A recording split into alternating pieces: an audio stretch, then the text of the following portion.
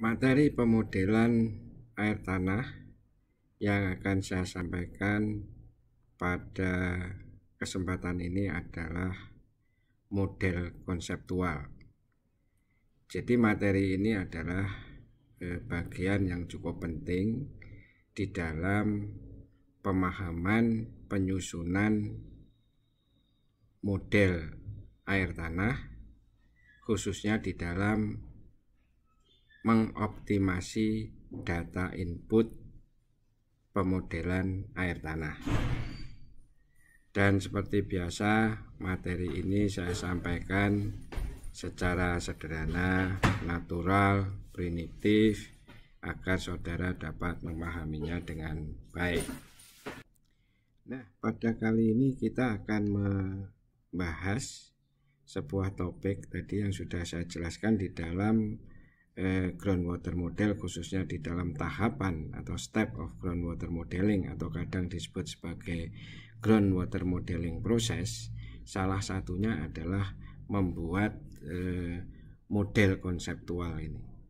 Nah, model konseptual ini di dalam buku-buku kadang disebut sebagai conceptual model atau hydrogeological conceptual model, ya. Nah, ini adalah salah satu tahapan yang cukup penting, karena dengan membuat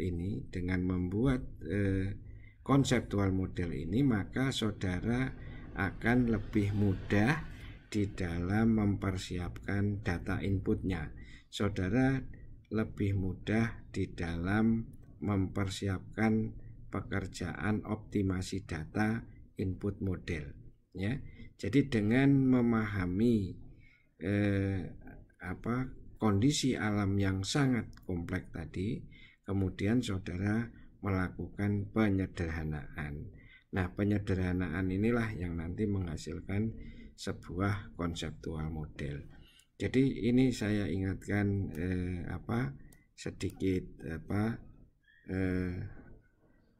proses yang pernah saya sampaikan. Jadi yang pertama, kalau saudara masih ingat, di sini ada data collection, ya. Data collection, ya, dan interpretasi, ya. Saudara mengumpulkan apa di sini? Saudara mengumpulkan kerangka fisik dan hidrologi, penekanan hidrologi, wadah dan isinya. Saudara masih ingat? Ini adalah data yang tahap yang paling lama, tahap yang sangat penting, di mana semua data collection, data interpretation dan evaluasi ini sebetulnya di dalam rangka untuk memahami yang kita sebut adalah understanding of natural system. Ini yang saudara lakukan, yang saudara dapatkan dari data koleksi tadi dan interpretasi tadi. Jadi dari sini saudara mendapatkan pemahaman natural systemnya. Nah, natural system itu adalah kondisi alamiah yang sangat ruwet tadi, yang sangat kompleks, yang sangat tidak sederhana. Itu saudara fahami dengan data collection. Yang ini sudah saya jelaskan apa yang saudara lakukan, yaitu mencari dimensinya daerah yang saudara akan modelkan. Saudara membuat mengumpulkan kerangka fisiknya, kemudian saudara lakukan interpretasi dan sebagainya. Nah, dari sini maka saudara nanti untuk berkomunikasi dengan softwarenya atau tool yang saudara pakai, saudara itu melakukan simplifikasi, ya, atau penyederhanaan. Saudara sederhanakan dengan memperhatikan kondisi batas, memperhatikan segala macam hal yang berkaitan dengan kondisi hidrogeologi, maka saudara akan di sini menghasilkan yang namanya model konseptual. Ya. Jadi model konseptual ini saudara dapatkan setelah saudara mengerti natural systemnya. Nah, natural system itu saudara dapatkan dari data koleksi. Nah, apabila saudara sudah membuat model konseptual ini, maka saudara nanti tinggal melakukan tahap berikutnya, yaitu data optimasi, pemilihan node, dan sebagainya. Ya, itu adalah pemahaman di konseptual model yang akan kita bicarakan. Nah, coba kita lihat dulu di bawah ini. Ya, di bawah ini adalah sebuah penjelasan tentang proses modeling atau yang kita sebut sebagai tahapan pemodelan. Ya. Itu sama dengan tahapan modeling atau process of modeling. Jadi saudara selalu mempunyai yang namanya objektif ini. Ya. Saudara itu untuk apa pemodelannya? Ya, saudara mau flow, mau pollution atau groundwater quality dan sebagainya. Itu harus di set up di depan. Ya, kemudian saudara harus menentukan dalam model dan seterusnya. Nah, berikutnya tadi sudah saya sampaikan. Inilah sebetulnya pekerjaan utama di dalam saudara memahami natural system tadi. Ya, ini adalah saudara framework. Ya, kerangka fisikal. Kemudian hydrological, ini adalah isinya. Ini adalah wadah, ini adalah isinya. Ya, kemudian saudara mengembangkan yang nanti setelah ini saudara baru tahu yang namanya natural system tadi. Nah, kalau saudara sudah natural system itu gampang, saudara baru mendevelop yang namanya konseptual model. Ya, baru dari sini saudara nanti akan bekerja choice the model type, kemudian saudara bisa memprogramming sendiri atau modeling software selection. Ini yang sudah ada di pasaran yang saya cerita. Ya, programming itu artinya saudara membuat sendiri softwarenya. Nah, kemudian model design, model calibration, kemudian sensitive analysis itu adalah untuk kalibrasi. Baru kita validasi, kemudian diaplikasikan. Ya, diaplikasikan. Saudara masih ingat aplikasi untuk prediksi, untuk manajemen dan sebagainya. Ya, kemudian saudara melakukan analysis of result, iterasi, post auditing dan seterusnya. Ya, jadi saudara tahu sekarang posisi dari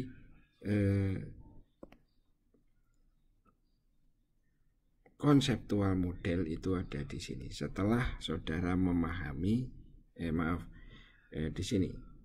Jadi setelah saudara memahami natural systemnya, ya. Nah, mari kita lihat contohnya, ya. Nah, ini saudara lihat ya, ini contoh, ini sebuah contoh yang sangat mudah difahami gitu ya. Ini adalah collection and interpretation of data. Ini apa yang saudara dapatkan di sini? Yang saudara dapatkan di sini adalah natural system understanding ini. Ini adalah gambaran yang saudara dapatkan setelah saudara melakukan koleksi dan interpretasi data. Jadi saudara buat demikian. Di bawah ini ada lapisan shell, kemudian di sini ada clay dan silt, kemudian di sini ada sandy material, jadi gravelly, sandy dan sebagainya. Di sini ada clay lagi, di sini ada glacial deposit, ya. Kemudian di sini ada water table, ya. Ya, ini semua apa? Ini dari kerangka dan kerangka fisik dan isi. Ini saudara dapatkan dari mana? Dari peta topografi, dari peta geologi, dari drilling, dari geofisika, dari apapun semua data yang saudara perlukan di dalam memahami wadah itu saudara kumpulkan. Yang ini ada isi, saudara lihat ini ada curah hujan, berarti ini ada isinya, ini water table-nya, airnya, di sini ada sungai, di sini ada pengukuran water table dan sebagainya. Ini mengancur isi. Jadi ini semua saudara peroleh dari tahap collection dan interpretasi data. Ya, kemudian saudara memahami natural system. Ya, ini ada hujan, ada recharge, kemudian ini ada groundwater divide. Ini semua apa saudara dapatkan dari mana? Ya, dari collection dan interpretasi data. Nah, kemudian dari situ saudara kembangkan modelnya. Saudara mengembangkan develop model. Nah, kalau saudara lihat di sini ada specific head. Ya, ini apa ini? Ini adalah muka air sungai. Ini adalah muka air tanah. Ini head, ini free head. Terus di sini ada K1. Ini K1 apa maksudnya? Ini adalah glasial tadi K1. Yang ini tentunya K2, kan berbeda tentunya. Ini adalah silt, ini glasial. Kemudian ini adalah aquifernya, ini K3. Yang di sini ada K2 lagi. Ini dan ini kan sama, putih sama putih. Jadi K2. Di sini adalah aquifer basement. Ini apa? Shale, impermeable. Ini adalah aquifer basement.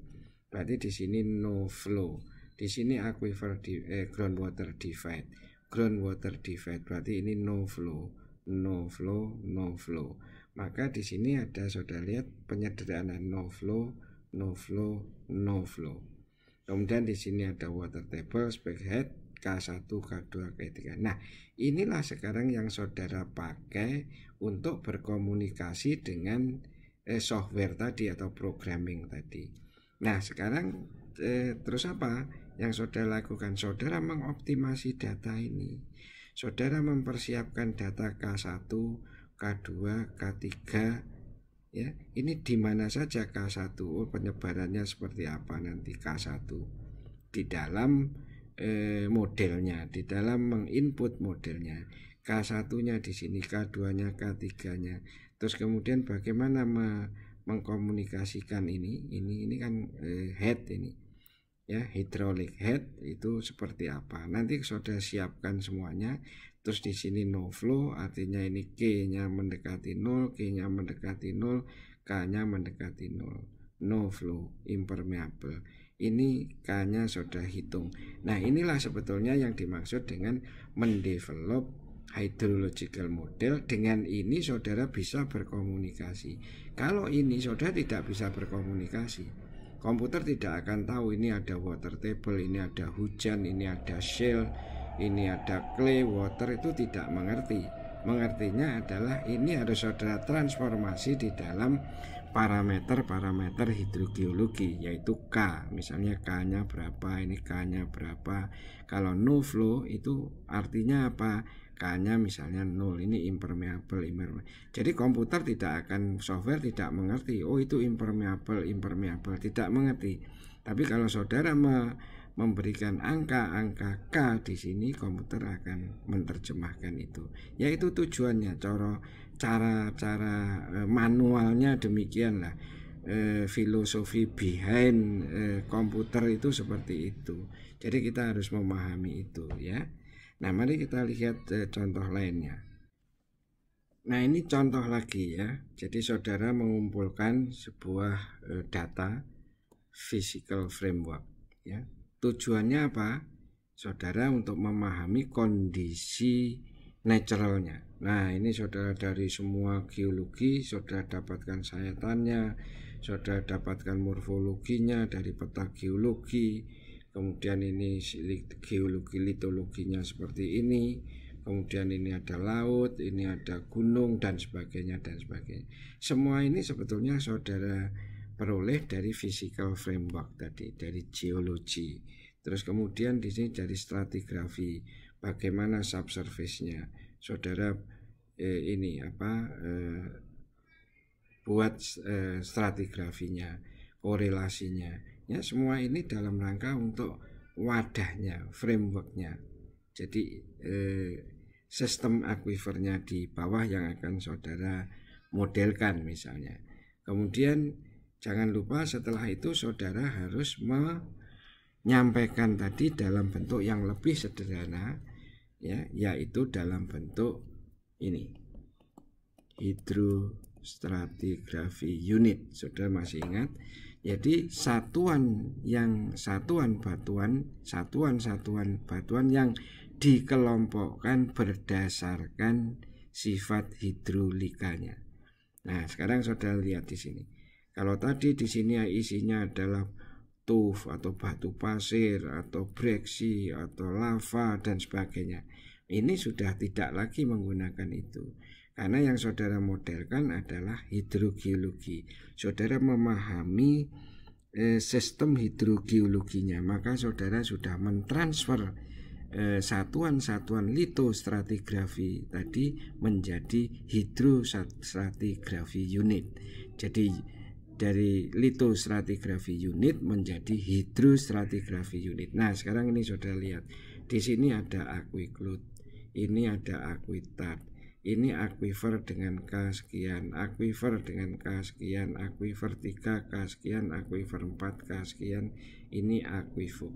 Ya, di sini aquifug, ini aquifer 1, aquifer 3, kemudian ini ada aquiclut, ini ada aquiclut, kemudian yang biru muda itu adalah aquifer 2, ya. Kemudian di aquifer 1 itu yang biru tua, tidak kelihatan di sini. Nah, di sini ini aquifer 1 dan seterusnya. Jadi saudara mentransformasi dari litostratigrafi menjadi hidrostratigrafi. Ini dalam bentuk penyederhanaan, ya, dalam rangka membentuk konseptual model. Nah, sekarang saudara lihat yang tadi dari bentuk yang di pertama tadi adalah stratigrafi unit, ya, litostratigrafi. Sekarang saudara lihat ini adalah hidrostratigrafi unit. Ini ada aquifer 1, 2, 3, 4, ada aquifug, ada aquiclut, ada aquitard.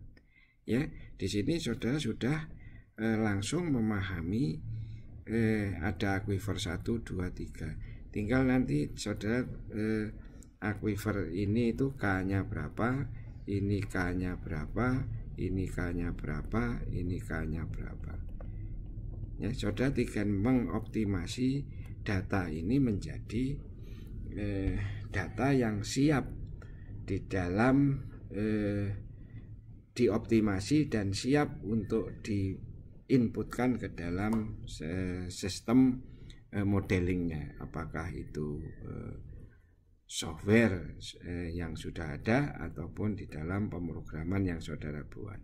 Ya, ini contoh membuat dari pemahaman natural system menjadi konseptual model. Nah, sekarang ini groundwater flow konseptual modelnya adalah seperti ini. Ya, ini ada Richard. Ya. Ini ada flow, ini ada naik, kemudian ada flow. Nah, tinggal saudara tadi ini memasukkan angka-angka. Ini tentunya aquiclut K mendekati 0. Ya, kemudian yang biru ini K-nya berapa? Kemudian yang kuning K-nya berapa?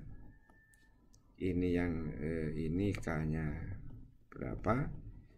Yang hijau K-nya berapa, ya, tinggal mengisikan semuanya, maka saudara sudah mendapatkan sebuah flow konseptual model, ya, untuk mengoptimasi setiap data yang diperlukan. Nanti saudara harus menghitung ini recharge-nya berapa, recharge rate-nya berapa. Kemudian di sini MAT-nya berapa, ya. Tentunya saudara sudah punya data itu. Ya, tinggal ini framework wadahnya. Nanti isinya tinggal saudara isi recharge, kemudian MAT. Kalau di sini ada pemumpaan maka G-nya berapa, ini ada sumur yang dipompa, G-nya berapa, di sini berapa, di sini dan seterusnya. Nah, itulah sebuah contoh lain lagi dari konseptual model. Ya, kita lihat contoh yang lain. Gambar ini adalah yang pertama, tadi sudah saya tunjukkan ke saudara, tapi ini saya tunjukkan lagi karena lebih jelas. Ya, ini contoh, ini understanding natural system. Ya, jadi sudah saya sampaikan bahwa ini adalah lithostratigraphy unit berdasarkan jenis litologinya, ya. Maka disatukan demikian. Ini semua diperoleh dari collecting data. Dari collecting data saudara dapatkan ini. Ya, ini tadi yang sudah saya gambar tadi gambar kecil. Jadi ini ada MAT, muka air tanah. Di sini ada dapat river, di sini dapat water divide, groundwater divide. Ini ada muka air tanah. Ini ada glasial, tadi alluvium, clay, silt, ini macam-macam, ya. Ini shale atau impermeable layer, ya. Nah, dari situ nanti saudara tinggal mentransformasikan, mensimplifikasi ini gambar yang sangat pemahaman yang sangat ruwet dan tidak difahami oleh komputer, tidak difahami oleh sistem, maka harus kita buat konseptual modelnya. Jadi ini conceptualizing groundwater system. Maka tadi sudah saya sampaikan, di sini ada MAT, di sini ada MAT, ini no flow, berarti di sini nanti ada no flow. Di sini berarti no flow. Di sini adalah no flow dengan K2. Terus di sini ada specific head, berarti nanti batasnya adalah ini, dibatasi oleh specific head. Ya, ini sebagai boundary conditionnya. Nanti ini R-nya berapa. Kalau misalnya di sini ada pemumpaan, misalnya ada Q berapa, ya, recharge-nya berapa. Ini tinggal kita mengoptimasi data ini, K berapa, ini berapa, ini berapa, ini berapa. Kemudian ini tinggal kita masukkan di boundary condition ini di dalam sistemnya. Jadi dengan menggunakan ini jauh lebih mudah daripada saudara memahami ini. Ini masih belum merupakan konseptual model, khususnya di dalam hydrogeological konseptual model, ya. Nanti kita lihat yang lain lagi. Nah, ini contoh yang lain lagi, ya. Saudara lihat ini adalah geological condition, ya. Ini kondisi di mana kita sebut sebagai natural system understanding, ya, understanding of natural system yang sangat kompleks. Ya, di sini ada lapisan silt, di sini ada sandstone, di sini ada lensa-lensa. Ya, kemudian di sini ada well. Ini adalah quaternary sand. Di sini ada observation, ya. Kemudian di sini ada sungai dan sebagainya. Ya, ini adalah saudara masih menggunakan hasil dari collecting dan interpretation data tadi menjadi natural system understanding seperti ini. Dan masih menggunakan lithostratigraphy, karena ini adalah geological condition. Nah, kemudian di sini saudara harus mentransfer itu ke dalam hydrogeological model, ya, konsep yang menggunakan tentunya menjadi di sini adalah HSU tadi. Ya, ini adalah hydrostratigraphic unit. Jadi ditransformasi ke sana. Ya, di sini sandstone, ya, ini menjadi aquifer. Ya, di sini silt, saudara lihat ini menjadi aqueduct. Di sini ada quaternary sand ini ya. Ini adalah quaternary sand. Di sini adalah jadi aquifer. Ya. Di sini silt, maka di sini menjadi aquitat. Ya. Ini contoh yang di sana itu adalah jadi aquitat. Jadi di sini sand tadi menjadi aquifer. Jadi ini contoh transformasi dari lithostratigraphy menjadi hydrostratigraphy unit ya, menjadi hydrogeological model. Nah dari sini kemudian saudara mengembangkan tadi ini sudah delineasi homogeneous tadi.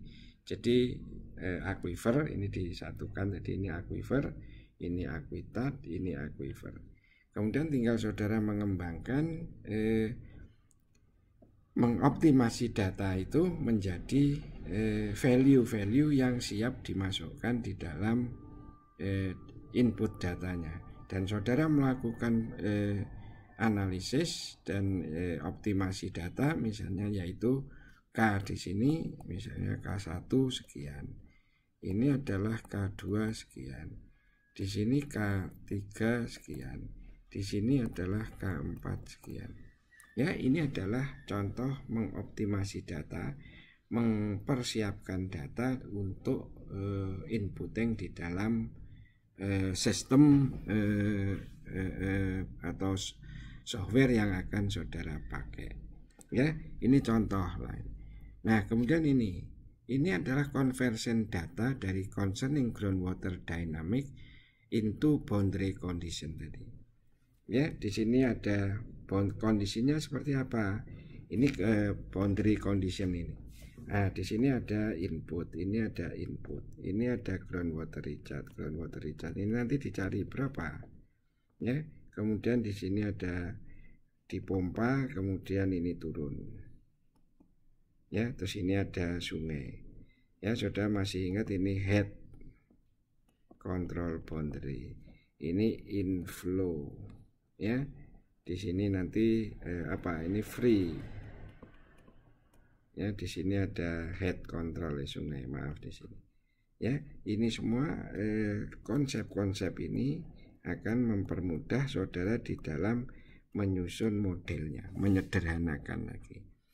Nah, ini kalau saudara mau melanjutkan, ini adalah groundwater flow-nya.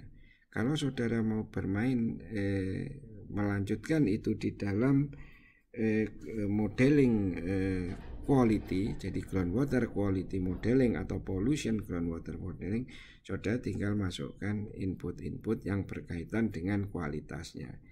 Ini air type-nya, ini adalah ada key yang masuk, ini sifatnya ya, ini key ya, dan sebagainya. Ya, ini parameter lain yang ditujukan untuk melakukan pemodelan lebih lanjut.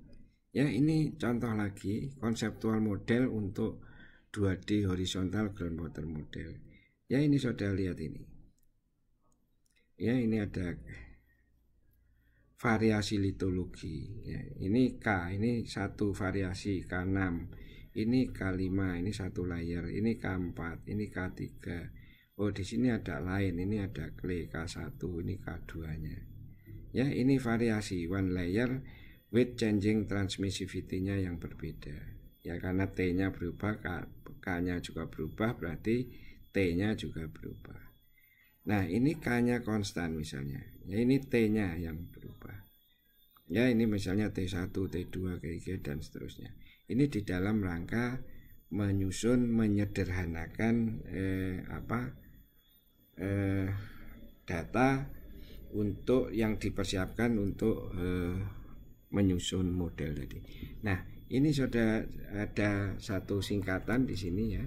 Berarti data yang diperlukan untuk mengkonstruksi atau membuat konseptual model, yaitu vertical cross section, ini harus ya, baik itu geologi maupun hydrogeology map ya, geological map, hydrogeological map. Ya, ini karena apa? Untuk wadah ya. Kemudian contour of groundwater itu head. Jadi ini adalah apa, equipotential headnya, peta muka air tanahnya. Kemudian flow direction, velocity, ini tentunya sama, ini adalah groundwater flow pattern atau flow netnya, saudara harus tahu. Kemudian groundwater recharge, ya, ini penting ya, karena ada recharge dari atas. Ini salah satu parameter di dalam pemodelan, ya. Ya, saudara ingat, ini berarti berkaitan dengan wadahnya, ini berkaitan dengan isinya. Kemudian outcrop aquifer, ini tentunya untuk mengetahui wadahnya. Surface water, ya, ini juga untuk mengetahui batasannya, untuk boundary conditionnya. Jadi untuk boundary conditionnya. Pumping well, ini juga untuk mengetahui isinya, berapa diambil. Kalau di sini seperti ini yang saudara model, berarti saudara harus tahu batasnya, saudara tahu batasnya, frameworknya, saudara harus tahu isinya, saudara tahu diambil, ini diambil, kemudian MAT-nya tadi, isinya. Jadi semua itu saudara hanya menghafalkan ini saja, jadi nggak usah menghafalkan yang lain. Jadi wadah dan isi, jadi semua inilah yang diperlukan di dalam mengkonstruksi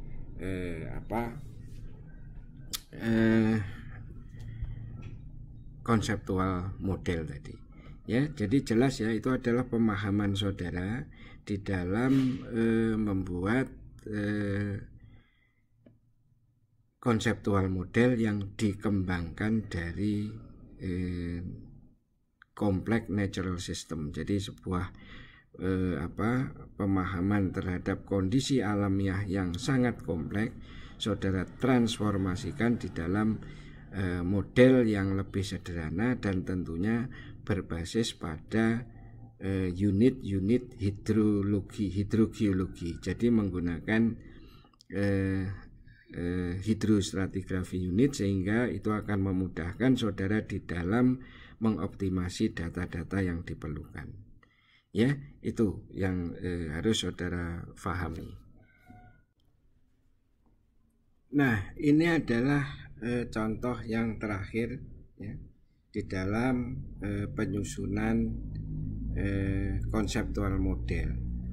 Ya, pada gambar yang kiri ini saudara dapatkan, saudara lihat, ini adalah kenampakan natural system. Ya, ini adalah kenampakan yang diperoleh hasil interpretasi dan analisa yang diperoleh dari collecting data, baik itu data permukaan, data bawah permukaan, data langsung, interpretasi langsung maupun tidak langsung. Artinya baik secara survei di permukaan maupun survei bawah permukaan, semuanya mendapatkan ini. Gambar ini adalah yang kita sebut sebagai understanding natural system. Jadi memahami kondisi alam yang sangat kompleks tadi. Ya, jadi di sini ada sebuah lembah gitu ya, sudah lembah. Di situ ada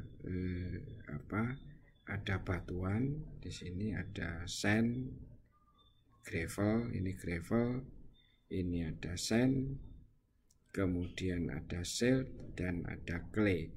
Di sini clay, ya, di sini clay, di sini silt, ini gravel, ya, kemudian sandnya yang titik-titik ini. Jadi ini adalah memahami dari sistem natural yang kompleks. Kemudian di sini ada S3 D2 itu pisometrik, pantau, sumur pantau. Kemudian ada production well, ada domestic well, ya, ada 1/4 dan sebagainya. Itu adalah, kemudian juga bagaimana posisi well casing, screen dan sebagainya. Ya, ini semua harus saudara transformasi di dalam bentuk konseptual model, ya. Nah, ini adalah bentuknya yang sederhana. Ya, maka di sini ada layer 1, ada layer 2, layer 3 dan layer 4. Kemudian di sini ada basementnya, aquifer basementnya. ini adalah boundary-nya. Ya. Di sini ada boundary-nya. Di sini ada boundary-nya. Maka ini adalah kondisi penyederhanaan dari kondisi yang kompleks tadi. Tinggal nanti saudara mengisi ini K-nya berapa, K-nya berapa, K-nya berapa, untuk ini K-nya berapa, kedalamannya berapa, ketebalannya berapa, bagaimana dengan bagaimana dengan ini Richardnya, ya, bagaimana posisi ini ketebalan dan sebagainya. Bagaimana dengan ini muka air tanahnya. Jadi muka air tanahnya, ya, ini adalah muka air tanahnya. Ya, ini ada semi permeable dan sebagainya. Ya, ini contoh yang paling jelas ya, saudara, dari sini ditransformasi ke arah sini. Ya, ini adalah daerah tadi ini. Ya, jadi jelas ya bagaimana cara saudara mentransformasi dari natural system kepada conceptual model. Intinya adalah saudara harus memahami natural system dengan baik, kemudian baru mentransformasikan ke konseptual model dengan mendasarkan pada parameter-parameter hidrogeologi. Dan saudara harus menggunakan, untuk mempermudah, saudara harus menggunakan hidrostratigrafi unit, karena di situ saudara akan langsung paham itu permeable, impermeable, semi permeable, semi impermeable, ya, yang ditransformasikan pada aquifer, aquitard, aquiclut, aquifug dan sebagainya. Ya, saya kira itu penjelasan saya. Semoga saudara dapat memahami apa yang disebut sebagai konseptual model.